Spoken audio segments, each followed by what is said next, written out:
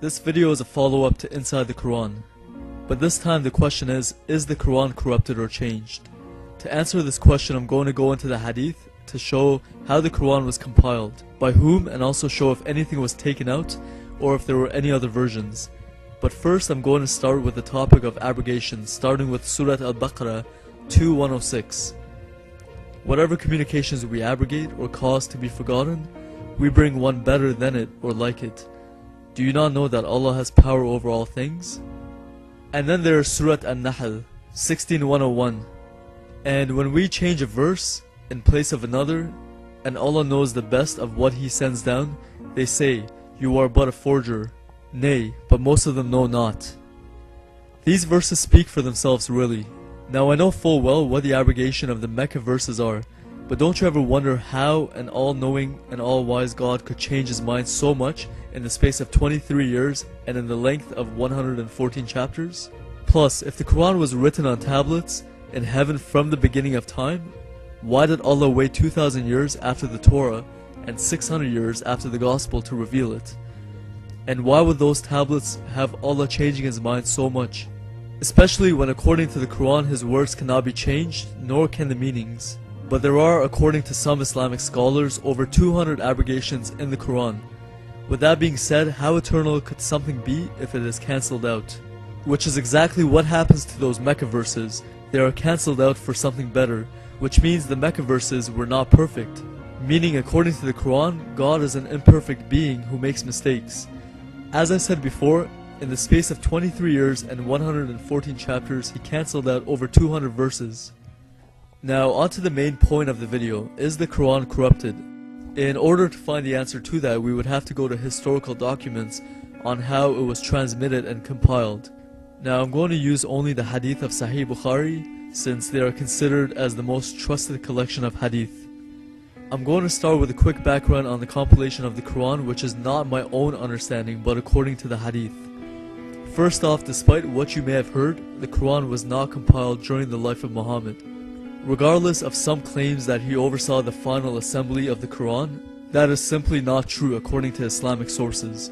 The manuscripts, some of which were written on palm stalks, thin white stones, and also on the hearts of some men, meaning some verses were memorized.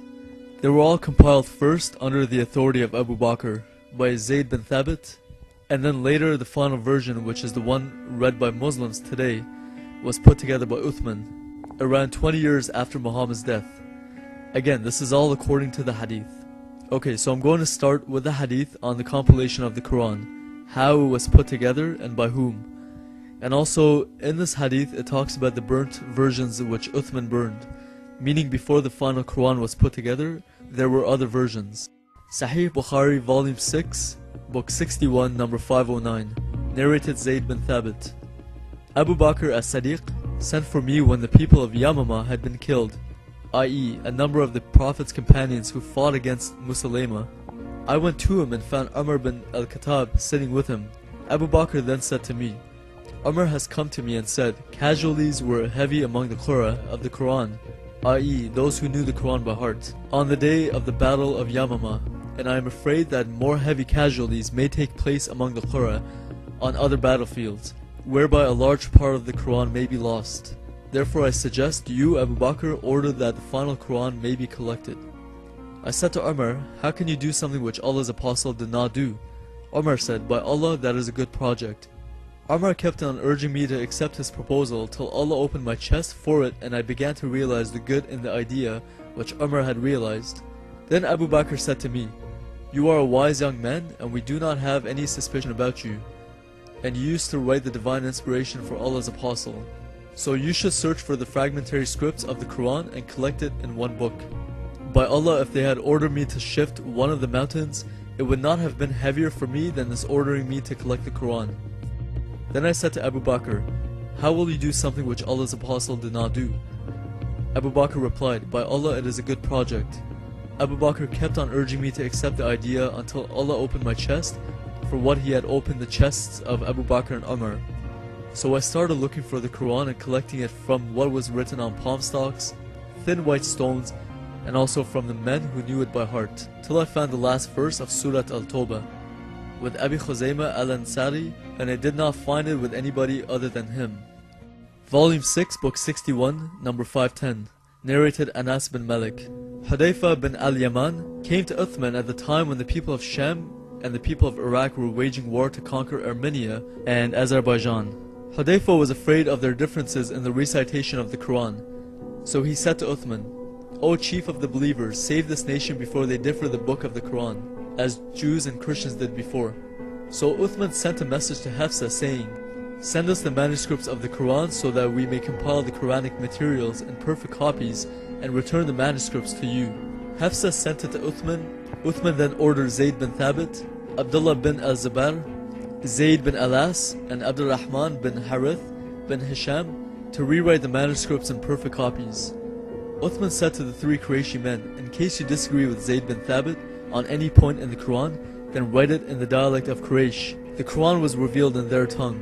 They did so, and when they had written many copies, Uthman returned the original manuscripts to Hafsa.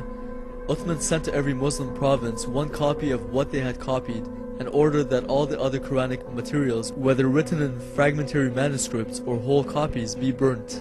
Zayd bin Thabit added, "A verse from Surat al-Ahzab was missed by me when we copied the Quran, and I used to hear Allah's Apostle reciting it. So we searched for it and found it with Khuzaymah bin Thabit al-Ansari. That verse was, 'Among the believers are men who have been true in their covenant with Allah.'" A few points to bring up from this hadith are: 1.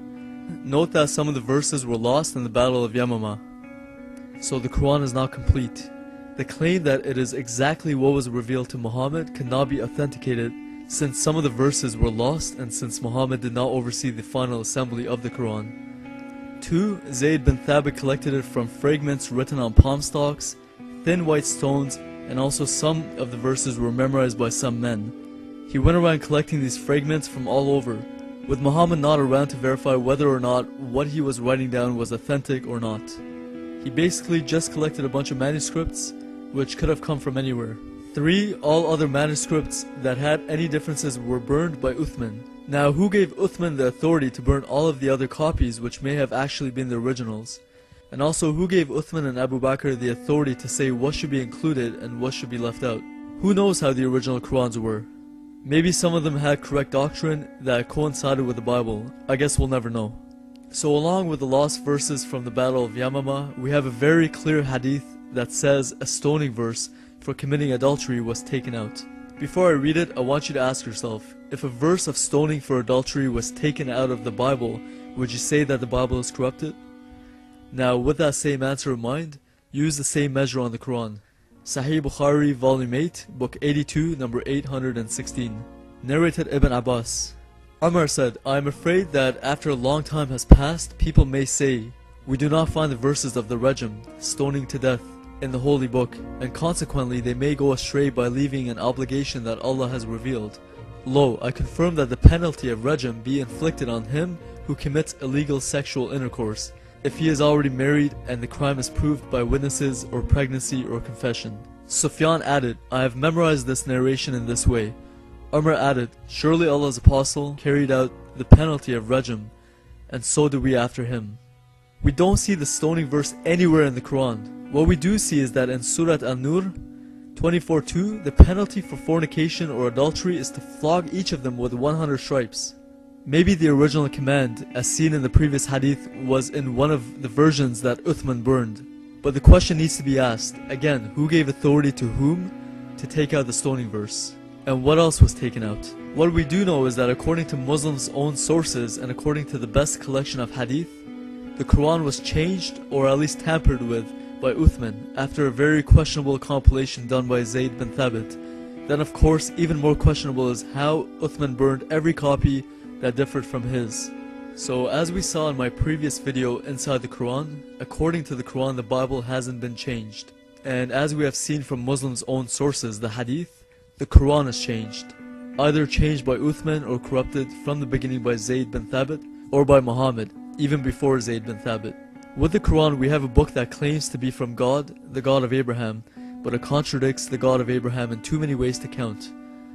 So what are we supposed to do? Believe the testimony from the many books of the Bible, or believe one Arab man who not only contradicts the Bible, but who also was the only witness of his revelations. We all need to search for the truth wherever it may lead. The truth will set you free. This life is temporary, we all need to think where we will spend eternity.